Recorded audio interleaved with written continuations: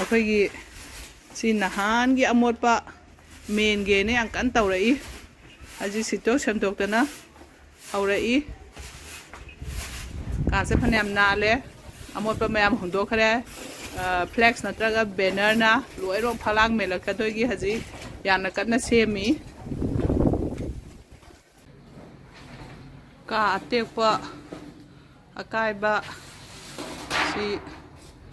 ꯁ꯭ꯀꯨꯜꯒꯤ ꯀ꯭ꯂꯥꯁꯔꯨꯝ ꯌꯥꯅꯗ꯭ꯔꯕꯁꯦ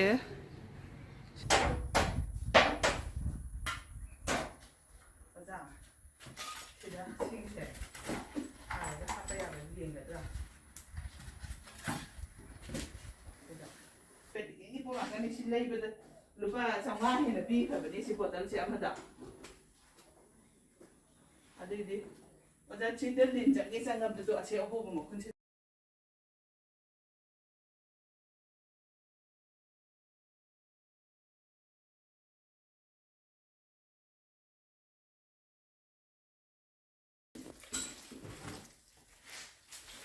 ꯔꯪꯒ ꯇꯩꯔꯗꯤꯅꯦ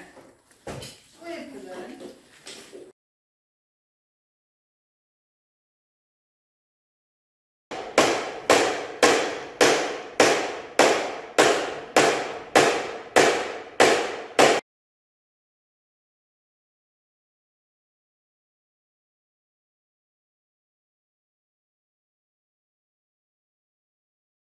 ꯐꯤꯖꯤꯛꯁꯀꯤ ꯐꯣꯔꯃꯨꯂꯥ ꯑꯣꯏꯔꯁꯨ ꯂꯣꯏꯅꯃꯛ ꯑꯍꯣꯕꯁꯦ ꯑꯩꯈꯣꯏꯒꯤ ꯐ꯭ꯂꯦꯛꯁ ꯕꯦꯅꯔ ꯃꯌꯥꯝꯁꯦ ꯑꯩꯅ ꯃꯤꯉꯣꯟꯗ ꯄꯤꯕꯤꯌꯨ ꯄꯤꯕꯤꯌꯨ ꯍꯥꯏꯗꯅ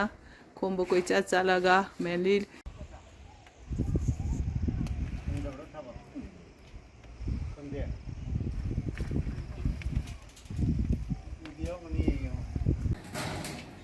ꯖꯤꯡꯒ ꯚꯥꯟ 2 ꯍꯧꯖꯤꯛꯀꯤ ꯖꯤꯡꯒ ꯚꯥꯟ 2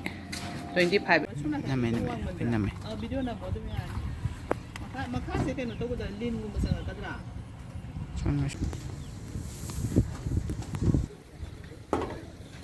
ꯁꯤꯁꯤꯗ ꯑꯃ ꯊꯥꯕ ꯅꯝ ꯏꯆꯤꯡꯉꯨꯔꯥ ꯎꯔꯣ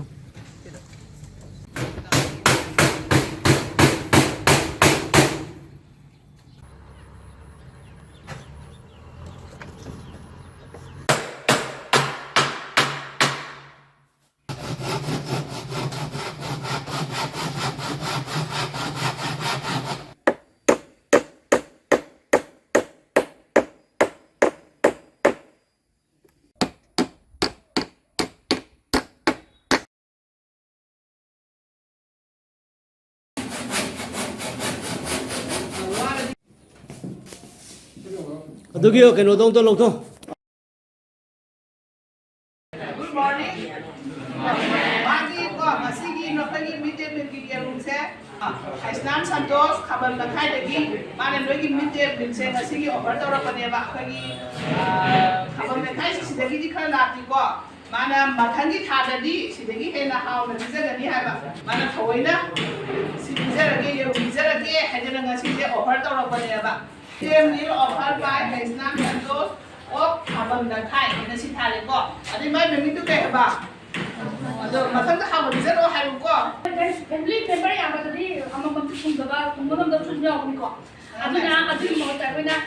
ꯅꯨꯡ ꯍꯋꯥꯏꯁꯤꯗꯤ ꯄꯨꯜꯂꯒ ꯑꯗꯨꯝ ꯆꯥꯕ ꯐꯩꯀꯣ ꯐꯥꯔꯁ ꯃꯣꯔꯅꯤꯡꯗ ꯕꯥꯎꯜ ꯑꯃꯗ ꯍꯥꯞꯄ ꯆꯥꯃꯁꯇ ꯈꯖꯤꯛ ꯈꯖꯤꯛ ꯑꯣꯏꯔꯁꯨꯀꯣ ꯑꯗꯨꯕꯨ ꯉꯁꯤꯒꯤ ꯑꯣꯏꯅ ꯆꯥꯒꯗꯕ ꯌꯦꯔꯨꯝꯁꯦ ꯑꯩꯈꯣꯏꯅ ꯌꯦꯔꯨꯝ ꯍꯥꯏꯔꯀꯥꯟꯗ ꯑꯩꯈꯣꯏꯅ ꯎꯔꯤꯁꯦ ꯃꯅꯨꯡꯗ ꯈꯥꯏꯗꯣꯛꯀꯥꯟꯗ ꯄꯥꯔꯠ 2 ꯁꯨꯏ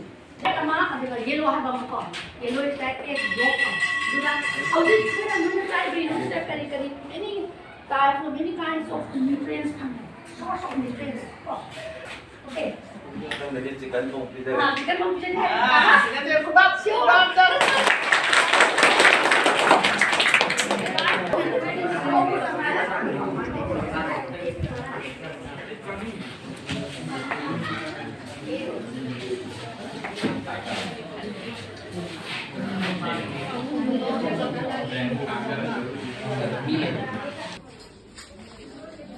Nasi date kya no? Date 12 July 2024 ki inja koi midday meal hinjang mathenji ironba yendem ironba ga ꯑꯩꯈꯣꯏꯒꯤ ꯌꯦꯔꯨꯝ ꯑꯐꯨꯠꯄ ꯑꯃꯒꯅꯤ ꯕꯣꯏꯜ ꯑꯦꯛꯀꯅꯤ ꯏꯟꯖꯥꯡꯁꯤ ꯁꯔ ꯁꯝꯖꯥꯏꯅ ꯏꯔꯣꯝꯕꯒꯤ ꯃꯊꯦꯜꯁꯤ ꯀꯩꯅꯣ ꯇꯧꯕꯤꯔꯛꯑꯦ ꯑꯗꯨꯒ ꯑꯣꯐꯔ ꯇꯧꯕꯤꯔꯛꯑꯦ ꯑꯗꯨꯒ ꯃꯦꯗꯥꯝ ꯗꯤꯝꯄꯜꯅ ꯕꯣꯏꯜ ꯑꯦꯛꯀꯤ ꯑꯣꯐꯔ ꯇꯧꯕꯤꯔꯛꯑꯦ ꯆꯪꯁꯤꯜꯂꯛꯑꯣ ꯅꯣꯏ ꯍꯣꯜꯗ ꯆꯪꯉꯒ ꯆꯥꯁꯤꯀꯣ.